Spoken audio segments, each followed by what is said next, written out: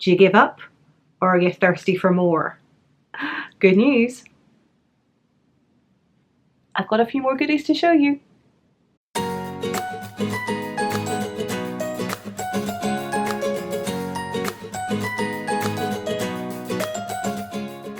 Hello and welcome to episode 6 of the Knitting Vicariously podcast. My name is Caroline. I'm found more commonly across Instagram and Ravelry as Dunderknit, and if you're a returning viewer, you may notice something a little bit different about this week's podcast. I am using a fancy pants camera for the first time, and I will come back onto that in a second. But if you are a new viewer, hello and welcome. Thank you so much for joining us this week. I'm still reasonably early on with the whole podcasting thing, and so, you're more than welcome to go back and check out previous episodes. I am probably going to dive straight in with this week's episode and content for those of you who have been with me for a while now.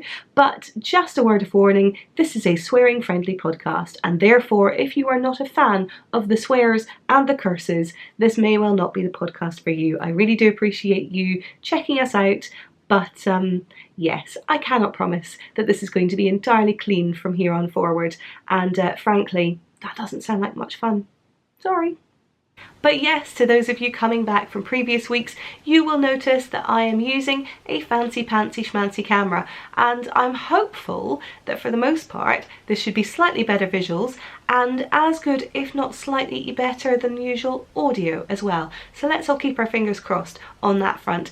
As ever, any comments, suggestions, feedback that you have about the podcast, particularly around the quality, I would really appreciate it if you could pop those in the comments section below or in the episode thread over on Ravelry. I always do appreciate your feedback, and your feedback this week has been so very plentiful. It has kept me going in a busy few days since coming back from the US and getting my Rhinebeck episode up and uploaded onto YouTube, and I'm very grateful to every single one of you who made it through the beastly 2-hour episode that I put up. I was not expecting it to be that long, and I was certainly not expecting it to have quite so many views. So I am very grateful to any of you who did sit through all of it in its entirety, even if you did have to take bathroom breaks, naps.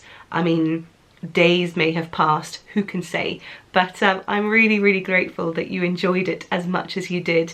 I'm also very grateful that you seem to have enjoyed the yarns that I brought back, and I'm delighted to say that I've been enjoying some of them too. I haven't quite got round to casting on any of them just yet, but we are going to talk a little bit later about how I might perhaps be able to remedy that in the not too distant future. Returning viewers will also be aware that last week I went through a couple of the goodies I brought back from the US that I'm planning to give away as part of our Vicarious Rhinebeck giveaway. So back in episode 3, prior to my trip to the US, I mentioned that I was looking to bring back some goodies for those of you who unfortunately weren't able to attend Rhinebeck this year, and give you an opportunity within the Ravelry group to let me know how you would be spending that weekend Rhinebecking vicariously. And you did not disappoint. We had just a hair under 450 entries in that group, which I'm just blown away by.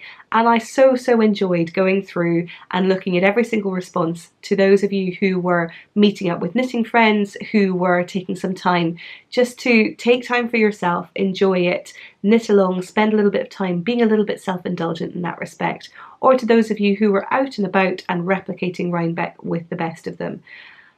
It was all just fantastic, and hopefully I have clicked all of your love buttons, so to speak, and you're all just feeling a little bit more of the Rhinebeck love. I also saw from within the threads that there are those of you who had not so great weekends, and so whether it was health issues, whether it's recent bereavements, whether you're just having generally a bit of a shitty time, please know that my heart, it goes out to you. I really hope that between the conversation we're having here, the ones that we have elsewhere on Ravelry, on Instagram, that we and the broader community are able to bring a little bit of light and joy to what is otherwise potentially a not so great time. And yeah, just thinking of you, hoping everything is getting better. But as promised, I have gone through and I have used Random Number Generator to pick an entry at random from the Ravelry thread. And so the winner of this Indie Untangled tote bag and its assorted contents, which include the skeins from Bartlett Wool Co. here we have the Jill Draper Mohonk skein in the gorgeous gold colourway of Deerskin Jacket, and we have the skein of sock yarn from Yarn Over New York from Woolen in their Greetings from Gowanus colourway, as well as the Shelly Can pin that is I Feel Like Knit. Hey, look at that! You can totally see it. Without any further ado, the winning entry was post number 112, and that is Raveland. Raveland is from Texas, and her response was, considering I don't really like crowds, I'm never really bummed about missing fibre festivals except for EYF because I like to romanticise Scotland in my head, rightly so. But I am envious of everyone who gets to hang out with their fibre friends. I do like the idea of casting on a project with no regards to my other whips, so I think I'll drink some hard cider and cast on a no-frills pullover and toast to everyone having a fun time at Rhinebeck. So hurrah, this literally couldn't have been better. This means you get to enjoy all the fun of the fair, quite literally, without having to worry about crowds. And so if you could drop me a message over on Ravelry, just with a note in the subject line that says you are the giveaway winner, I will get your address and I'll get this shipped off to you, and you should be able to enjoy this as soon as possible. So hurrah! And again, thank you to every single one of you who entered.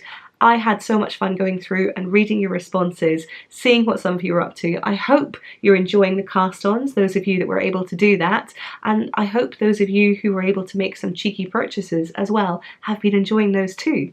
I have done a terrible job on keeping up with podcasts this week, so as a quick side note, if you happen to have been directed here by any other of your favourite podcasts, or if you happen to have caught sight of them and you know that they might have mentioned us over on this podcast, I really would appreciate it if you could pop a note in the comments below. I always like to make sure that I'm calling out people who have spent their well-earned time watching me and taking the time to recommend this podcast to some of their own channels, as well as just being able to go and thank them directly. So if you could let me know, I would really appreciate it. If you have done that on your channels and I haven't had a chance to thank you yet, I really do apologise. This week has been a bit of a crazy one, between coming back from the US and getting back settled into all of the fun of the fair that's happening in the day-to-day life, and so apologies, I'm a little bit behind the times, but hopefully I should be getting back up and running with that very soon. That said, I do know that my lovely friend Kristen of the Vullenvine podcast, along with a few others over on Instagram, have been making use of the BLAMEDUNDERKNIT hashtag, and I do just want to let you know that I am here for it. So my shameless enabling ways mean that I am more than delighted to enable, to empower, to morally sanction any and all yarny endeavours that you may choose to make, and therefore I am absolutely here for it. You may blame me at will. And on that topic, I mentioned last week that I was keen to kick off a KAL or a knit-along here on this channel, and so I want to spend a couple of minutes just talking you through that in a little bit more detail. And so this knit-along is very much in keeping with the premise of the podcast, with one key exception. So Knitting Vicariously, as I mentioned back in episode 1, is all about coming together and celebrating some of the amazing things that we're producing within this community, whether it be patterns or yarn, but for whatever reason, we can't just set everything else aside and cast on with wild abandon. Until now. Yes. So the premise of this KAL is to do exactly that. It is to cast on with wild abandon, because frankly, let's just fucking do it. So this KAL is all about finding the pattern, finding the yarn that you've wanted to knit for a really long time and saying, do you know what, I'm just gonna fucking do it. And so whether it be garments, whether it be beautiful yarn, whether it be hats or colourwork, whether it be the first time that you've done one or any of those, let's just embrace it completely. Now, that said, I am conscious that we're coming up to a certain festive period and there are better souls than me in this world who may be sitting with gift knitting or obligation knitting to go and to do all of that. And so what I want is to make sure that we're not excluding you from this and that you still get to enjoy the fun. And so we're looking to start this on Thursday, November the 15th and run it all the way through until the 31st of January 2019. 19, I know. That should hopefully give you enough time just the other side of Christmas to start and cast on. And just to that point, there are going to be a few different ways in which you're going to be eligible for prizes with this knit along. So for all that this knit along isn't purely about the prizes, after all, it is about knitting along as much as anything else. What I did want to do is, again, make sure that we're keeping this pretty open, that there are some people out in the world for whom knitting vicariously is the bulk of time that they get to spend engaging with this community, and as much as they would love to actually cast everything else aside and cast on with us, it's just not necessarily realistic to think they're going to be able to finish a full garment in that space of time. And so the good news is there will be other opportunities for you to win prizes. Now, do I have those prizes set up yet? No. No, I do not. Do I have a rough idea as to what I'd like those prizes to be? Why, yes. Will I be sharing those as we go along and hopefully enticing you and encouraging you to continue to knit along with us? Absolutely. But in the meantime, you're just going to have to trust me. They're going to be good though.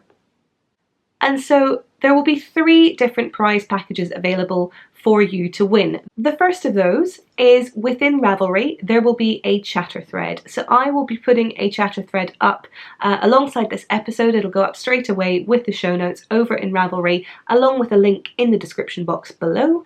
And that will be somewhere for us to go along to chat about the pattern we're thinking about, the yarn we're thinking about, the multiple projects we're thinking about. But essentially it is completely open to the floor. So if you just want to talk about what you might cast on, but you're not sure that you're actually going to be able to commit to finishing it, the chatter thread is a great place for you, because it means that we can just build conversations, post as often as you like, obviously post as often as you like in keeping with the general dialogue. Don't just write the word cheese 47 times, because, you know, that's not really engaging with the general spirit of the thing. But certainly I will be using the chatter thread, pulling a post number at random as I've done with this week's giveaway, and one of the prize packages will be going to one lucky winner from there. The second opportunity to win is going to be in a second Ravelry thread, which will be an FO thread. And that FO thread is going to go up once the CAL starts, so from the 15th of November onwards. And what I'm going to ask is that each individual takes one post in the FO thread and posts all of their finished objects in that one post. Now, all of their finished objects may seem a little bit grand, but if you are absolutely dead set that you want to knit 27 birds of happiness, and that is the one thing that you've wanted to do for the entirety of this year and beyond, then power to you. All I would say is that this is going to be a 1 entry per person thread, and so one post, go in. When you go into your post, you can click edit in one of the little boxes on the screen, and you can add incremental photos for however many of those birds you actually end up producing. On the flip side, if you finish one garment, you post your one garment, you are done, you are golden. But essentially, this is just a way of balancing out, so we're able to have every single person who has completed an item eligible for a prize equally in that thread. So one prize will go to one post from the FO thread. And then last but not least, number 3, over on Instagram. And so what we're going to be doing is I will be putting up a specific hashtag for the CAL, and everyone who uses that hashtag, whether you are posting progress shots, whether you're posting finished garment items, similar to the chatter thread, but obviously a little bit more unidirectional with the comments, then they will also be eligible for prizes. So again, I will choose one of those using that hashtag at random, and there will be a prize that is allocated to that person too. So hopefully that is all clear. 3 categories with 1 prize package per category between the Ravelry chatter thread, the Ravelry FO thread, and the Instagram hashtag. So you can knit anything you like. You can crochet if that's your poison. I'm conscious I never mentioned crochet, and that's really just because I'm not a very big crocheter, and it always kind of slips my mind, and I'm really sorry, but if that's your poison and you want to choose to do that, then by all means go ahead. The only qualification in all of this is that you have to really, really bloody want the thing or the process of knitting with the thing. That's it. That's it. Just making sure that this is an opportunity for you to get really passionate and really excited about your project. And if that means that you have to put some other things aside while you're doing it, then what can you do? With this knit along, because the focus is on the absolute joy that comes from casting on for the first time, we're not going to be allowing whips as part of this category. I'm really, really sorry, but it is a new cast on where you're making use of new patterns, new yarn, or stash yarn that you just really want to work with. I'm more than happy if you want to use this as an excuse to go out and buy more yarn. Clearly that is not something I have a problem with, but it doesn't have to be. But essentially it is going to be a new cast on from Thursday the 15th of November onwards and finishing up on the 31st of January in 2019. And that leads me neatly onto the name. So for Instagram, what you'll need is you will need a hashtag in order to enter your pictures into the general cal on Instagram. And I thought long and hard about this. I was coming up with all sorts of clever ideas. I was like, oh, is it not so vicarious now? And so on and so forth. And then I thought, you know what? I feel like crowdsourcing has done this for me. And therefore, I introduce you to the BLAMEDUNDERKNITALONG. Rolls off the tongue, doesn't it? And so to those of you that are stuck doing some festive knitting, whether it be for gifts or whether it be obligation, then I hereby invite you to put those to one side and to join us in blaming me with wild abandon. Join us. So yes, the BLAMEDUNDERKNITALONG will be kicking off later this month, Thursday the 15th of November, running through till the 31st of January in 2019, and I would be absolutely delighted if you could join us in casting on with wild abandon just whatever you want. And so let's move into this week's podcast proper. Show notes, as ever, will be found in the description box below, as well as over on Ravelry in the episode 6 thread. I will also be including an episode post over on Instagram for those of you who are over there to follow along as well, and I will be linking all of the makers and the hashtags that are relevant mentioned in this week's episode. As usual, we're going to be running our standard gambit through actual knitting into vicarious knitting, but first things first, I would like to take you through what it is that I am wearing, and what I am wearing is gold! Or coppery, bronzy, not brown. It's not. It's not. This stunningness, which is basically blending into my hair at this point, and you can see probably looks pretty close to my eye colour as well, if I haven't gone massively out of focus there. This sweater, and let me move my hair so you can actually see the lovely cable pattern we have down the front here, is the Morning in Engelberg sweater by Nadia Kretinlechen, I think is how you pronounce her name. I will put it up on the screen here for those of you who cannot navigate my terrible French accent. I do still also have the tail end of this nasty cold, so who knows if that was anything close to approximating what even I had in my mind, let alone what it actually is in reality. But yes, this is the Morning in Engelberg sweater. It's a glorious pattern that I love, and on that note, brief side point. Thank you so much of you who were so delightfully tongue-in-cheek and pointed out that really my new drinking game should be the sheer number of times that I use the word glorious in a podcast, because I did realise when editing that I'd gone a little bit to town with my overuse of that expression, and so I decided over on Instagram, feeling slightly abashed but also just very entertained, that I should crowdsource some ideas from you as to what my new word should be, and if it's not glorious, then what should it be. So as we go through this week's episode, I will be taking a moment to pause and reflect on your crowdsourced suggestions. See if you can spot them as we go. And so yes, this is my Morning in Engelberg sweater. We have this fan-fucking-tastic cable down the front here, and in fact I am going to stand up and show you the goods. So here we go, these are the Engelberg boobies, and you can see that you have one offset cable down the side here. It is, oops, almost see there, just on mid hip length again, as with most of my sweaters. But one thing to note is you actually have these little slip stitch side seams here, as well as the garter ridges on both the front and the back.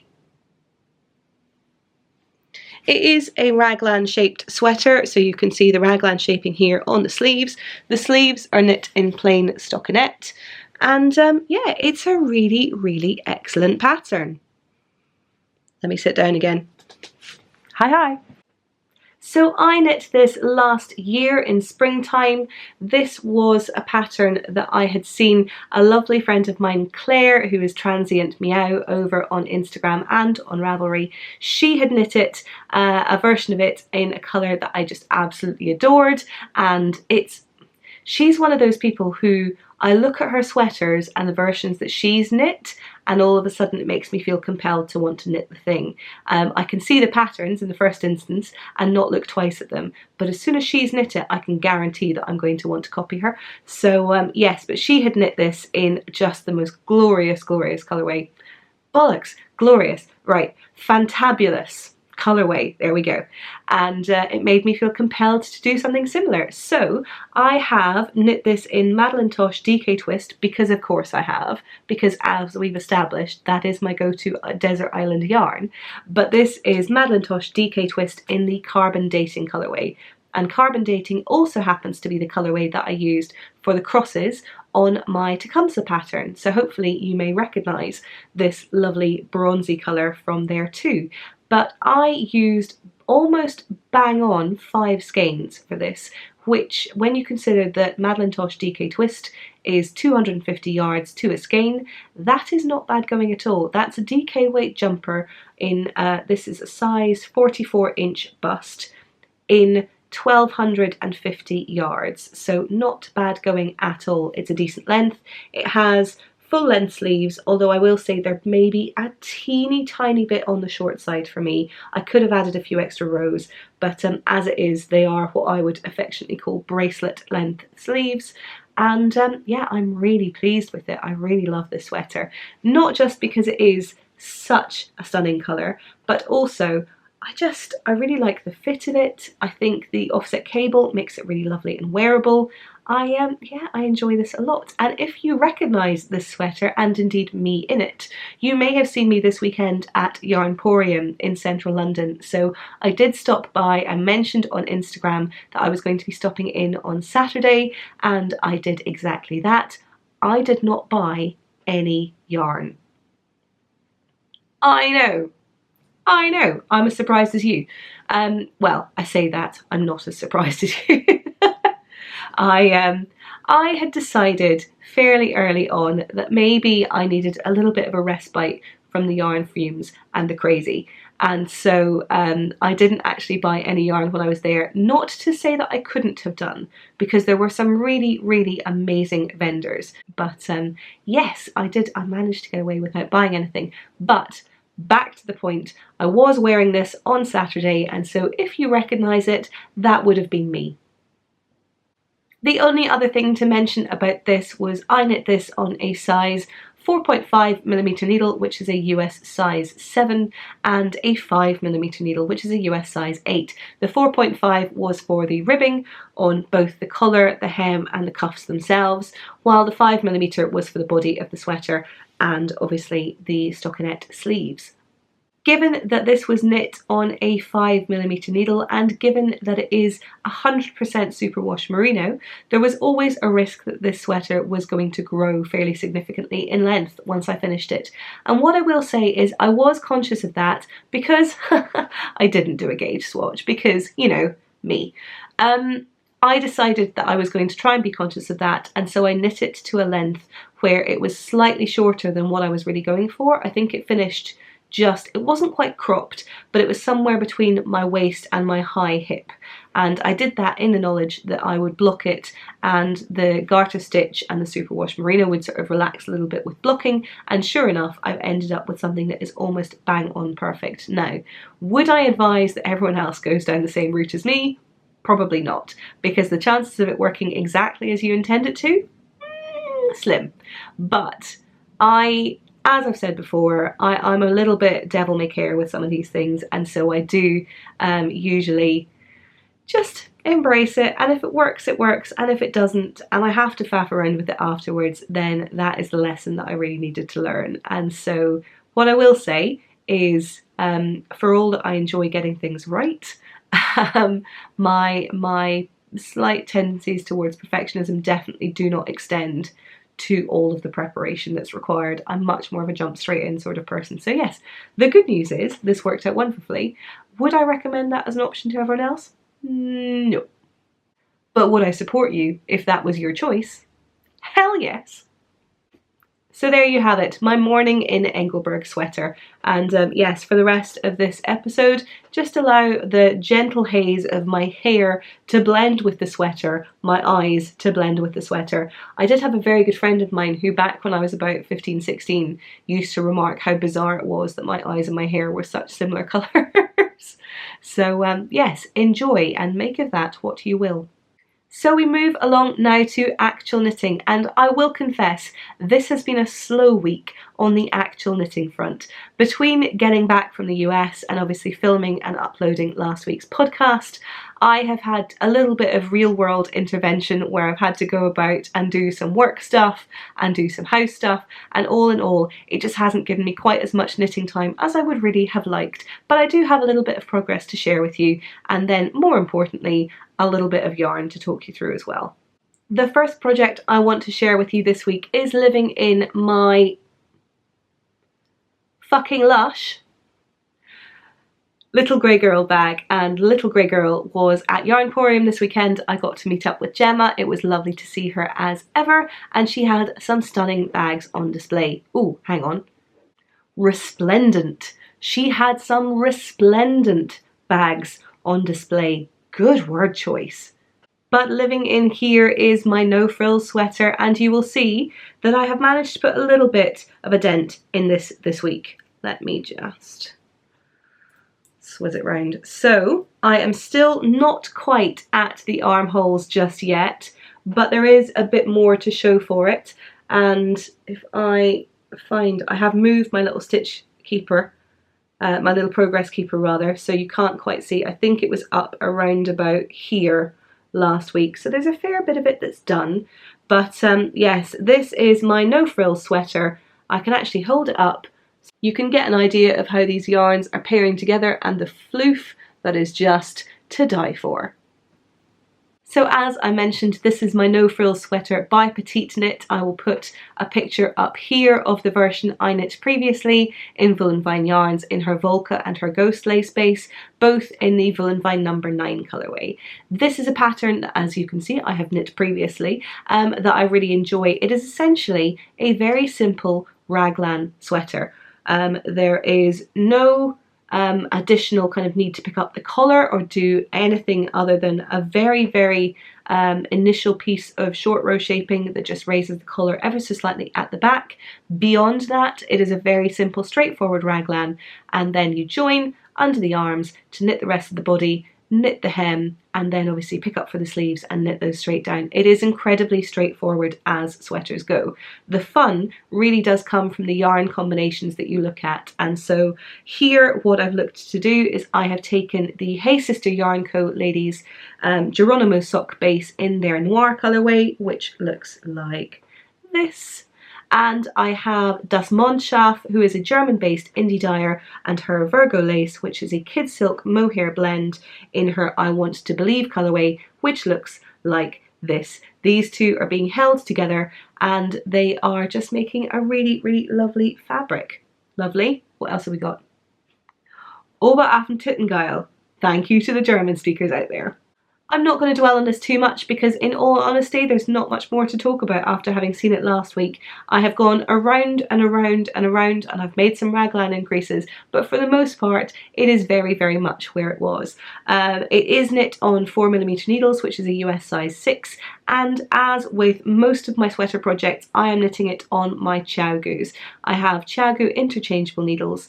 I think I mentioned on an early podcast that I have an awful lot of different elements for these interchangeable needles now. I think I started out with one set and then incrementally bought needles or cables when I had run out of one or the other. They were on a project that I was no longer working on. And so I think I've now got to the point where I have an awful lot of particularly 4mm size 6s, 7s, and even a few 8s kicking around, so 4.5 and 5mm needles, because they tend to be the ones that I use for a lot of sweater knitting in sort of heavier weight fingering all the way through to DK weight sweaters. So yes, I have a fair few of these kicking around. But I will say I'm a big, big fan of CHOWGOs, particularly when it comes to garment knitting, because the cable is nice and sturdy. It's never going to get kinked or tangled, but it does allow to support a little bit of the weight in a way that some of the more flexible cables that are great for sock knitting are not necessarily quite so great for garment knitting. So yes, big fan of the old CHOWGOs. I also find that these tips are just pointy enough to be able to negotiate the mohair and the standard sock yarn that are being held together. I do still have the occasional little issue where I will drop one or other of the yarns. Let me see if I can find an example. So I do have a stitch here where I missed the mohair when I was knitting through. You can just see, let me see if I can get that to focus. You can just see that what it does is it creates this longer strand on one side of the garment, but actually, in fairness, when it's viewed from the other side, you really don't notice it at all. And so I'm not too fussed. I don't think that's going to look particularly bad at all. In a few instances where it happens, I think it's fine and I can get away with it. And so that is my no frills sweater. The second project I've been working on this week is living in my lovely bag that was sewn for me by my friend Margaret. We're still working on her. We'll get her up and running sooner. But this is my Slable hat by Woolly Wormhead. I will put a picture of it alongside on the screen here. I cast this on, as I mentioned, on my way back from the US to do a little bit of gentle plain knitting and then promptly fell asleep. But I was able to put a little bit more of a dent in it this week. And so here is my Slable hat in progress. The yarn that I'm using is absolutely, phantasmic. This is Woolfolk in their Snow yarn, which is a mix of silver and white marled together. I will hold up the ball and hopefully with the magic of focusing you will be able to see it. So you can see that it's the two colours that are marled together. You get this really, really beautiful effect. And yes, it's so fluffy. It's so fluffy. I love it. So here we have the Slable hat in progress. We have at the bottom here, let me see if I can get this and show you. This is an alternating cable cast on at the bottom as it is required in the pattern. It's the first time I've ever done an alternating cable cast on. What it does is it gives it a slightly kind of tubular cast on look without quite so much of the old faffing. And anyone who's done a tubular cast on will know it takes a little bit of time to get to the point where you can really start to knit the ribbing, but certainly the alternating cable cast on was a revelation. So there are plenty of tutorials that are out there on the internet that will help you infinitely more than my babbling will do right now. But essentially, in principle, if you've done a cable cast on of any sort, where you start is you make a slip knot on your needle, you knit into that slip knot, and when you have that stitch on the right hand needle, you actually then pass it back, slip it back onto the left hand needle. From that point on, you go in between the stitches, either as a knit or as a purl, knitting a stitch in between the two stitches as you go, and then taking it from the right needle and slipping it onto the left. That may make sense if I'm jogging your memory of something that you've done previously. It may sound like absolute fucking witchcraft if you have never done this before in your life, or it may just sound like gobbledygook. All of the above are entirely possible, but essentially, definitely a cast on it's worth looking at if you are someone who knits a lot of hats and you're looking for just a slightly more rounded join rather than the more sort of definitive line that you get with things like the German twisted cast on, which is usually my go-to, but I think I might have found a new favourite in this. But yes, the label pattern is one I've had in my queue for a very long time, as I mentioned last week. It's a really, really gorgeous combination of, oh, hang on. It's a marvellous combination, it is indeed, of these little, I'm never totally sure if it's seed stitch or moss stitch. It is the 1x1 alternating, I'm pretty sure that's moss stitch, and then these cables alongside it. The cables are knit over a series of different rows. Rather than it being a single twist, you are actually twisting a few different smaller cables within there, all of which can be done without a cable needle, which again, if I ever come back into focus, hello, which again is a technique that you can have a look at online. I will say that cabling without a cable needle is something that is incredibly useful for any kind of small cabling projects or sort of short repeats that you have, and it's definitely a skill I would recommend you checking out. But yes, there was an awful lot of 1x1 rib to get through, and I'm delighted to now be through the bulk of that now. Instead, I'm now in the full flow of the cable and the moss stitch pattern, which I'm really enjoying. I don't think this hat is going to need a pom-pom. I'm conscious that is almost heresy coming from me, who seems to want to put pom-poms on everything. But I think the fluffiness of this hat, the slight kind of patterning that it's going to have on the lead up to the crown, I think I might be happy for this to live pomlessly. But let's not get too hasty, I may well end up eating my words. So this is being knit at the moment on a 3.25mm needle, which is a US size 3. The ribbing itself was knit on a US size 2, which is a 2.75mm needle for those of us who work in the millimeters. In all of these instances, I'm using higher needles. These 3.25mm are actually higher sharps. I'm not fussed either way. I like the steels, I also like the sharps. If you held a gun to my head, and please don't do that because it's rude, I would probably go for the steels over the sharps, but that is a personal preference. Either way, hats on 16-inch circumference needles are definitely the way to go. And yes, I know I work in millimeter sizes for the needles and inches for the cables. I don't know why we do it here in the UK. We are just backwards, and if you're in the UK and you work on centimeters as your cables, then you're a better person than I am, so enjoy your moral high ground religiously. And that's all I've been knitting this week. I told you it had been a quiet one on the actual knitting front, but the good news is I have much more stash still to share with you off the back of my trip to the US. So let's move now into vicarious knitting and a little bit more stash enhancement, as if last week wasn't enough to be going with. So as you may recall, I mentioned last week when we spoke that in addition to the stashing I'd done during Rhinebeck, I say during, pre, post and during Rhinebeck, with the associated festivals and a few little yarn shop trips in between, I'd also done a little bit of pre-trip stashing, courtesy of my delightful friend, hang on, my scrumptious friend, Meredith, who very kindly agreed to do a little bit of a trade, you might call it, whereby she had a few things in the UK ordered to me, I had a few things in the US ordered to her, and we did a little exchange. And in fact, from our time over in the US, I have a picture from our sort of post-exchange antics, and this is bearing in mind before we bought any yarn on the duration of the trip, just in the interests of full disclosure. So this is our pure pre-trip stashing where we had swapped over our purchases. My section is over here on the left, hers is over towards the right. with her colour puddle from Jameson's, and I can't wait to see what she makes with some of those incredible colours, because she is an excellent one for colour usage, definitely. But yes, I will take you through some of my pre-purchasing in a little bit more detail.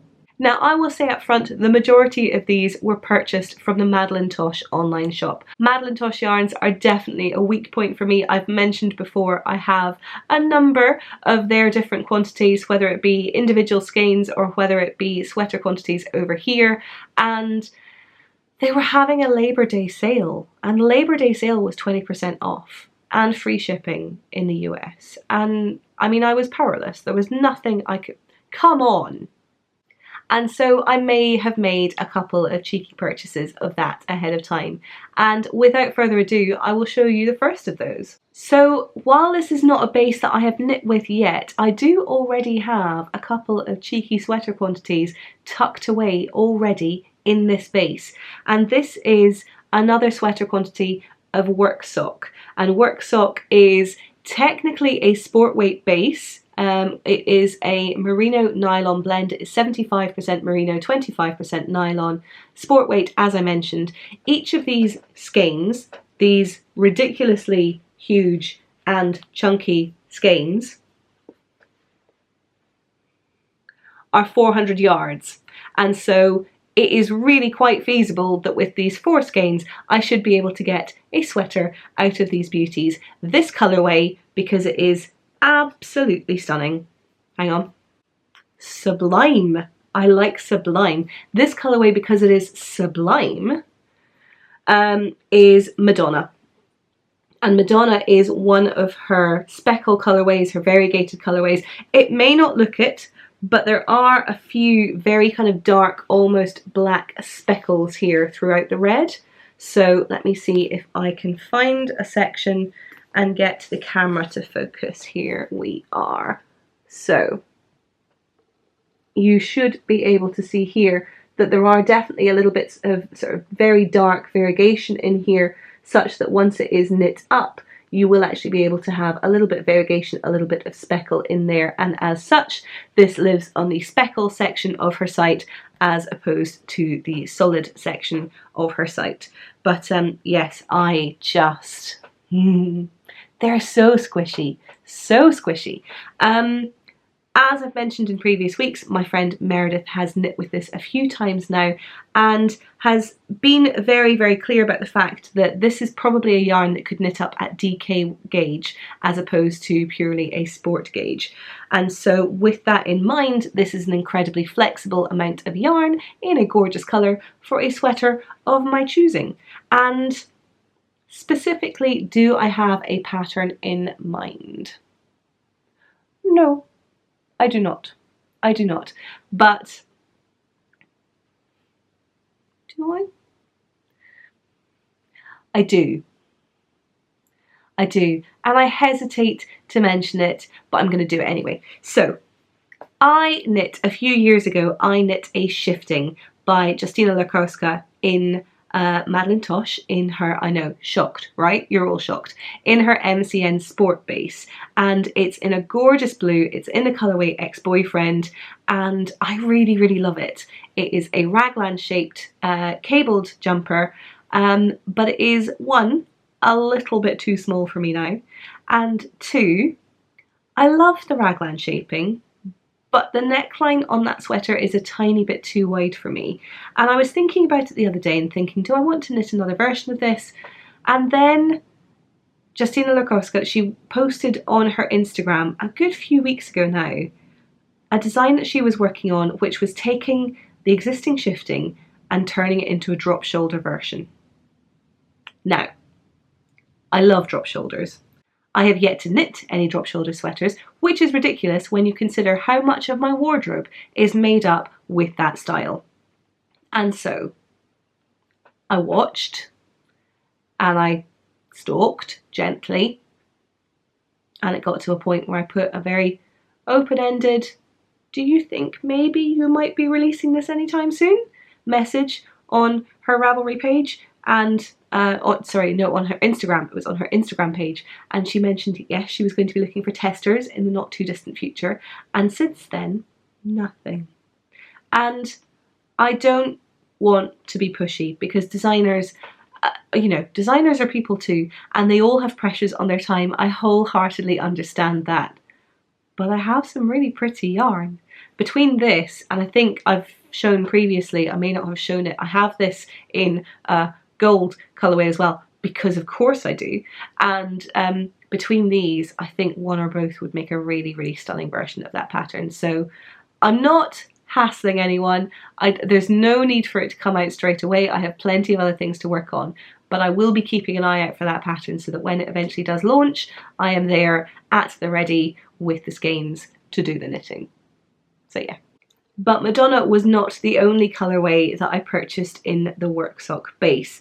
I also purchased this just perfect dark grey leopard colourway, and again I have 4 skeins of this as a sweater quantity. This colourway is one of my favourites. I do, for all that I love a gold, I do also love a neutral, and it's just such a pretty, slightly tonal, dark grey. It's coming out slightly more blue toned on the camera, which I think is more down to my lighting than anything else. It is a really good strong neutral grey. But no, I love leopard, and again, same, it is 75/25 merino nylon, sport weight, but with the potential to be knit at a few different gauges to make it a nice and flexible yarn. Now, one of the yarns that I showed you last week that I purchased on my travels, I did mention that I was looking for it to be paired with something I wasn't able to show you last week. So the Yoth yarns that I picked up in Brooklyn General in this stunning, stunning brick red colourway. Oh, hang on, not stunning. It's not stunning at all. What is it? It is... euphoric.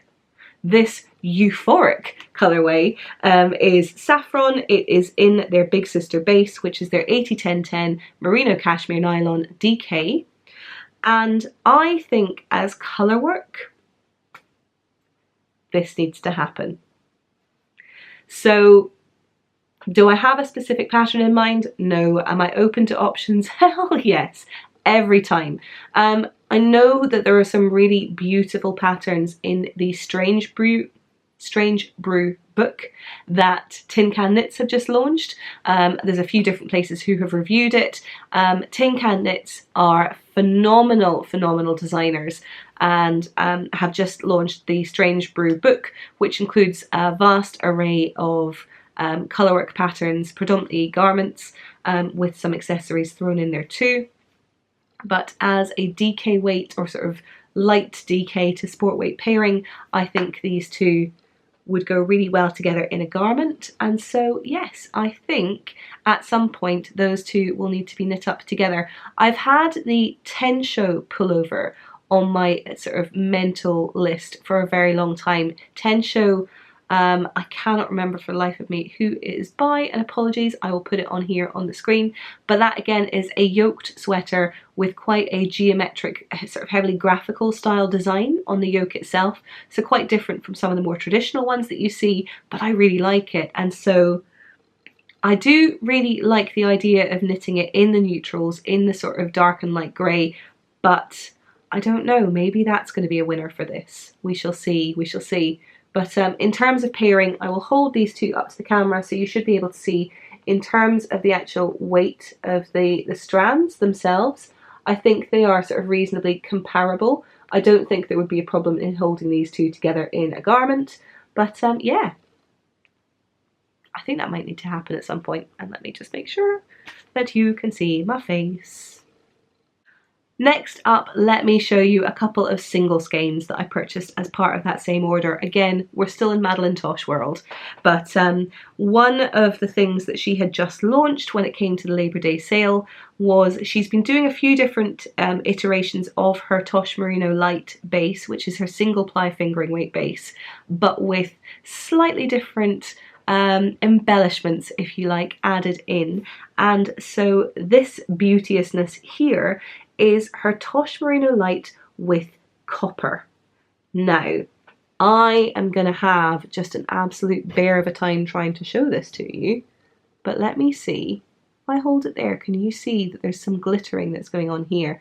This is actually, instead of strands of sort of gold or silver, what she has in here are kind of coppery strands that just mean this glints absolutely perfectly. And the colourway in and of itself is, to die for. This is, no pun intended, this is her strawberry fade colourway, and it's all the reds and the slightly orangey pinks and all of the kind of faintly obnoxious corals that I know and love. And yeah, I just, look, it's sparkly though. It's sparkly. How could I not? I have no idea what I'm going to do with this, but I really like it and it's really pretty. Would I pair this with something else? Probably not, because of the sparkle, so it might have to be a standalone of some description. Either that, or it could go with something that was completely plain, so like a sort of pale white. Now, what I would say, pale white? All whites are reasonably pale, but maybe a sort of a light grey or a sort of neutral cream. What I would say is that Madeleine Tosh is a little bit renowned for bleeding, as with a lot of very saturated colours, and it just so happens that her saturated colours are the ones that I love, and so I would want to be a little bit careful if I were pairing this with a very sort of clean and bright neutral like a white or a very light grey, that I worked with this ahead of time just to make sure it wasn't going to bleed. I could do that by rinsing it again, checking it, perhaps putting a colour catcher in with the wash, but I think this would work either as a standalone or, as I say, with a nice paler counterpart. We shall see. Next up we have another skein of work sock, because apparently I'm obsessed with this base, but this colourway, I couldn't quite justify to myself the notion of having an entire sweater or garment or full accessory in this. This needed to be a little bit more constrained because of the crazy, but I kind of love it regardless. Look at it. This is beeswax, and beeswax is, of course it's gold, of course it is, but it's also just a little bit crazy. So let me pop this over here for you to see it properly. It is just the most fun mix of these golds, these reds, these little speckles of black, and then down here, all the motherfucking crazy. And I love it. I absolutely love it. And yes, as mentioned previously, work sock, 75% merino, 25% nylon, 400 yards to a skein. According to the ball band, so knit between 20 and 24 stitches per 4 inches or 10 centimetres, which is to say would make this a sport weight, but from experience of those I know and trust, I would say that this could go up as far as a DK. So yes, beeswax, very much enjoying that. It will be an accessory of some point. Again, 400 yards is no slouch when it comes to a skein of this size, so I reckon it may end up being a cowl or it may be part of a shawl. We'll see, we'll see. And then the last of the single skeins I purchased is this here, which is on their Long Rider DK base. Now again, the Long Rider DK base is also a 75-25 merino nylon, but it is definitely more of a DK, and this colourway here is the Danger Will Robinson colourway, and it is just so pretty. It's like sea foamy greens and light denimy blues with a little bit of rust thrown in for good measure, and I absolutely love it.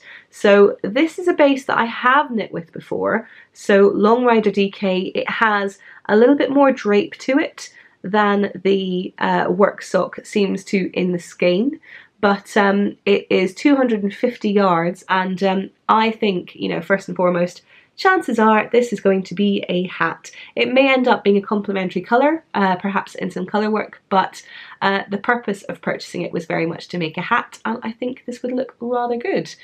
Let me grab the work sock just really quickly and see if we can compare the two of them side by side. We've obviously got the work sock here on the right, which may end up being your left, I have no idea. And well, The grey is the work sock, the blue is the Long Rider DK. You can see the Long Rider is a little bit thicker, and certainly it says that that would knit up at 20 to 22 stitches per inch versus the 22 to 24 of the work sock. But I certainly think the work sock is more of a DK than it is anything close to a fingering weight. So yeah, that's those two there. I bet you can't guess what colour this is going to be. Alright, I lied. Because of course it is. This is a little bit more Long Rider. They were actually discontinuing their Long Rider base, and so the Long Rider base was available at a discount, but I was able to purchase 5 skeins as a sweater quantity in their Long Rider DK base in the Foundry colourway, and Foundry is one of my favourite golds, because of course it is. It's a perfect balance of some of the orangey golds and some of the true yellows, and if I put it up for you on the screen, you'll be able to see how the two of these play together really nicely. The Long Rider base again is a 75-25 merino nylon, but I've never had any experience of this being particularly hard on my hands, of it being anything other than just perhaps a little bit sturdier than 100% merino when it comes to wearing it.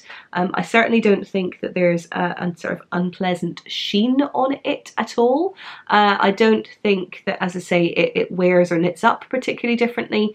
I just find this a really good alternative to pure merino as a sweater weight, and if anything I think maybe the Long Rider drapes ever so slightly better than the DK Twist, which feels slightly plumper, but really for the most part there's not much to choose between them. What I will say is when it comes to using DK weight, 5-6 skeins of DK weight, I will find a pattern at some point. I'd contemplated knitting another Morning and Engelberg sweater because apparently one gold sweater with cables is not enough. I need all the gold variations.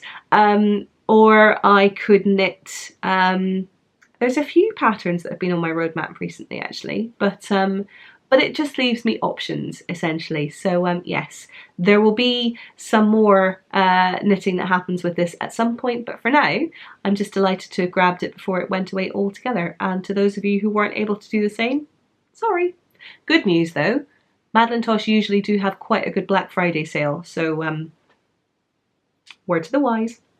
I did grab one other sweaters quantity of yarn from the Madeline Tosh website as part of this purchase, and that is Tosh Merino DK in the Kenobi colourway. Now, this was enabled by a couple of things. This was partly enabled by Amy of the Stranded podcast and Stranded Dye Works.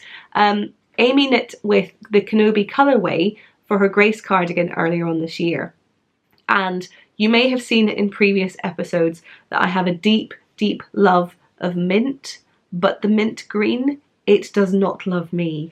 And so when I saw that Amy had knit with this, and it is predominantly a grey yarn with a little bit of a sort of mint, almost kind of tone or wash to it, I did wonder if this might be the mint for me. Tosh Merino DK is such a stunning yarn. It is a beautiful single ply. There is a lovely bit of halo that comes from it. It is still fairly decently twisted, so you do get a little bit of pilling because obviously it is a single ply, but it also holds up reasonably well as well. And I actually knit a Siri pullover out of this exact yarn, but in the Espadrilles colourway. I'll put it on the screen here, early on in the year for the Edinburgh Yarn Festival. And it's a sweater that I really love. I love wearing it. I love the colour. It's so obnoxious and in your face. It's just one of my favourites. But I thought what I could really do with was a slightly more toned down version for, you know, day-to-day wear.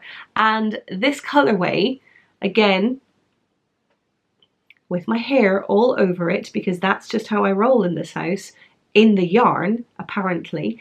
But I did think that perhaps with my sort of leanings towards wanting to be a friend of mint, this might be an option. So yes, the intention is with the 5 skeins that I have to knit up another Siri pullover. Now all the notes for my pullover version of the Siri, because it is a cardigan, my modifications for that are all up in my project page, which is on Ravelry. I will put a link to that in the show notes, of course. And yes, I think it works really well as a pullover. I will wear the pullover version infinitely more than I would do a cardigan version. So yeah, for me it is perfect. But it's also just a really lovely pattern that it's worth checking out.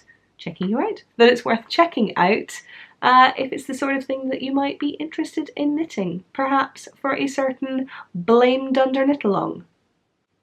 So yes, I'm hopeful, cautiously optimistic. We shall see. And that is my Tosh haul, but that is not quite all. No. For there was one additional purchase. And this purchase was entirely the fault of Meredith herself, my lovely friend, because she suggested, I think I mentioned this back in episode 3, she suggested that in addition to all of the wonderful suppliers that were going to be at the New York Sheep and Wool Festival, the one that I really shouldn't miss out who wouldn't be there was Elsa Wool, and her cormo is some of the most delicious cormo that you will ever experience. And so, never someone to take a person at their word entirely, I had to sense check this for myself. Turns out she was not wrong. This is superbulous. Oh yes. It kind of needs a made-up word though. It's that amazing. I can't work out how to convey how velvety soft this is. So let me just hold it up and let me see if you can experience it for yourself. Let me first of all hold it up the right way up. So this is Elsa Wool. This is her worsted base, and it is 100% cormo. It's grown in Montana. It's woolen spun, so it's a similar makeup to some of the likes of Shelter and a lot of the more kind of traditionally spun yarns, and it is a 2-ply, but it is so velvety, soft and squishy. It is absolutely incredible. It's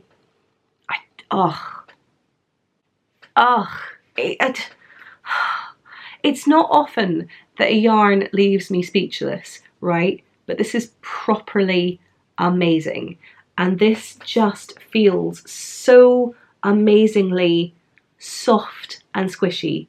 I'm so excited to work with this. Now, I have 8 skeins in total, and with each skein weighing in at 4 ounces and 237 yards, so around about, I want to say 210 meters.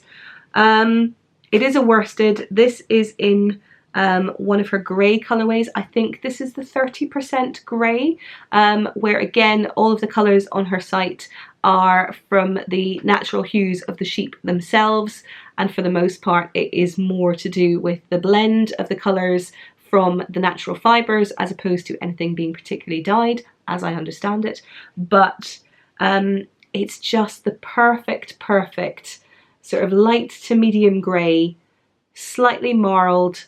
Just, it's so pretty. It's so pretty. And I have, as I mentioned, 8 skeins of this because I knew I wanted this to be something cabled and just, I don't care, I'm going to use the word glorious. It's going to be like Paul Hollywood and handshakes on the Great British Bake Off, if that's something you're familiar with. It's going to be like the glorious has to be my new kind of highest possible echelon of just superlatives. Glorious it is, and glorious this very, very much is. And so going back to the topic of our cowl, right now there is nothing in my stash that is making me as happy and excited to knit as this yarn. And so for me, I talked in episode 3 about wanting to see and get my mitts on this yarn before committing to what I wanted to do with it, but I think I'm going to follow through with my plan and use this to knit up Widow's Kiss, which I will put here, which was the unnamed, kind of known pattern that I gushed about back in episode 3. And so it's going to happen. There is going to be a Widow's Kiss. It's going to be knit in Elsa wool, and I'm very, very excited. And my excitement remains undiminished in spite of a small snafu, if you will. So imagine for a second that you went over to the US having raved over the internet about this amazing pattern that you knew nothing about and this incredible yarn that you were very excited about but had never squished.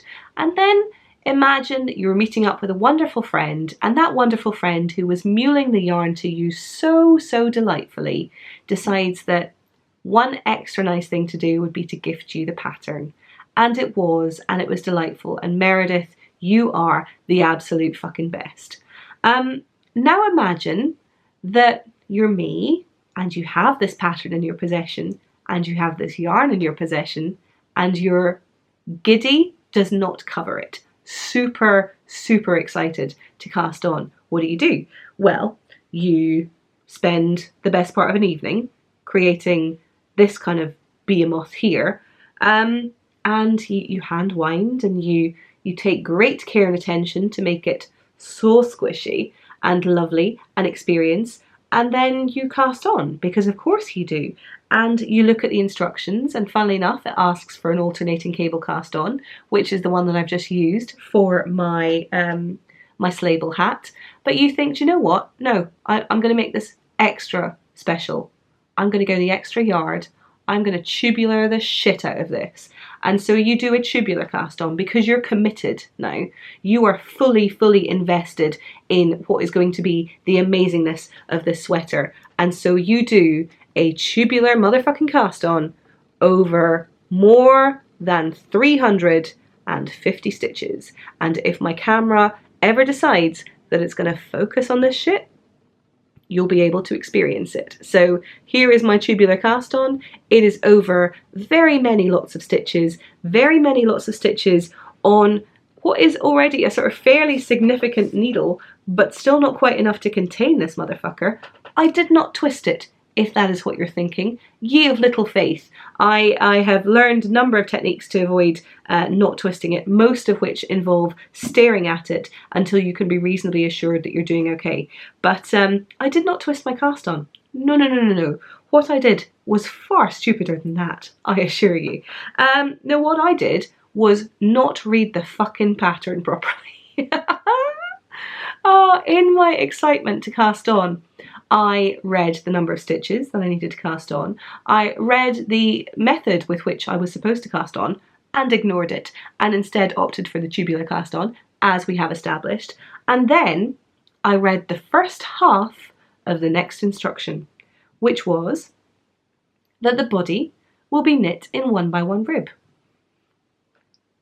I merrily started knitting the body in the 1x1 of the rib.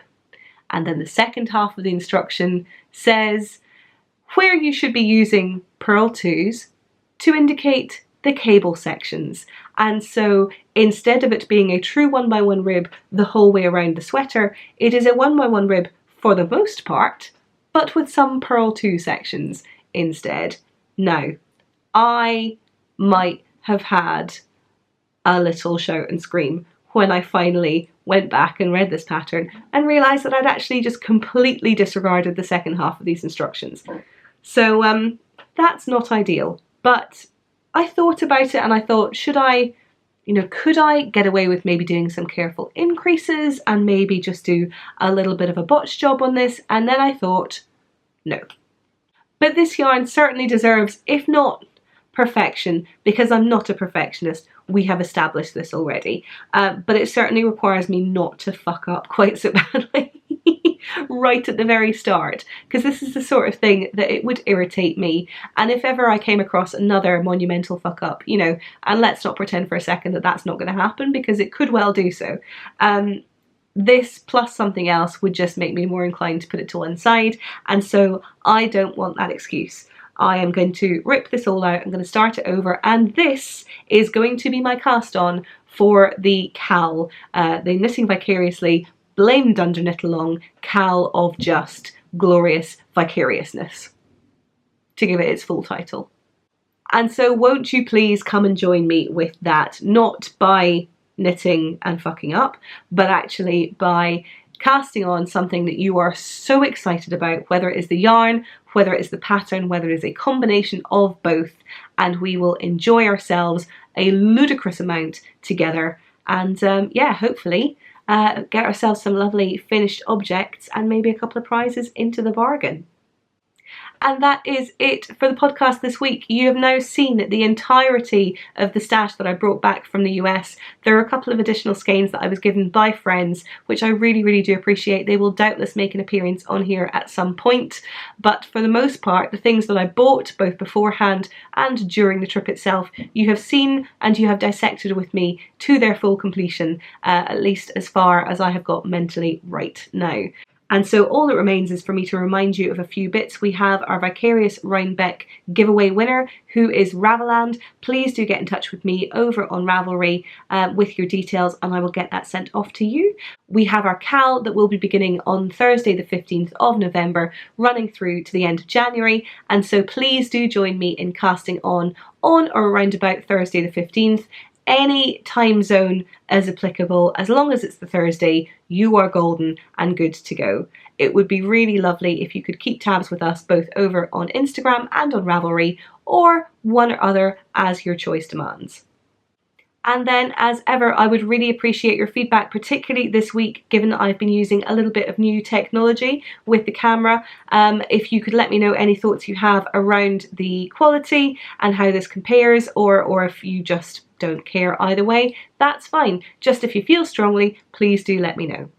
And then beyond that, again, please do feel free to come along with us over in the Ravelry group. We have the Show Us Your November Vicarious Knits thread, which is very much a kind of random chatter thread as well. Obviously, we'll be adding the chatter thread that is specific to the CAL in there too. That thread will be up at the same time as this episode goes live.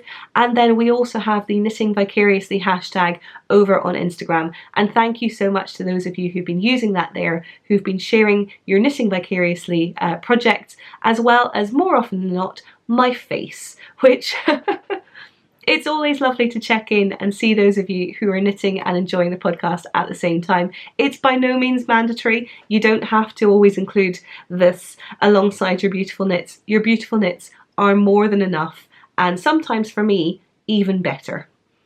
And so yes, as ever, it just remains for me to say, I hope you have the most wonderful rest of day, rest of week. I hope your knitting is keeping you happy and fulfilled. And if it's not, then I hope you have an opportunity to knit vicariously. Keep on keeping on, and I will see you again next time. Bye.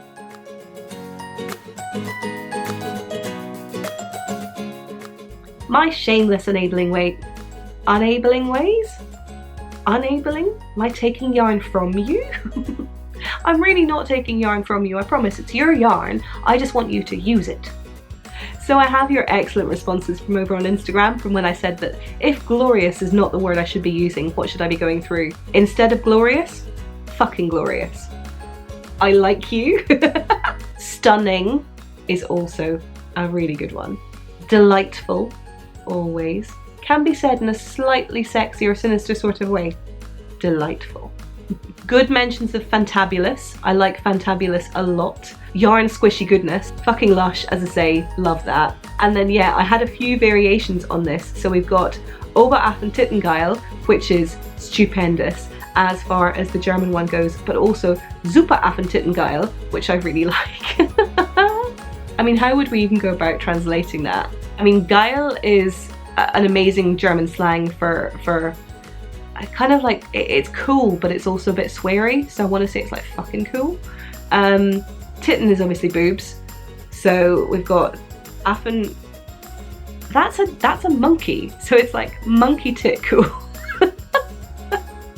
I mean, I kind of want to do it in English now, which is like super monkey titten cool. That's a new one. Pleasingly purple. I mean, that just sounds filthy. And on that note, have a pleasingly purple night.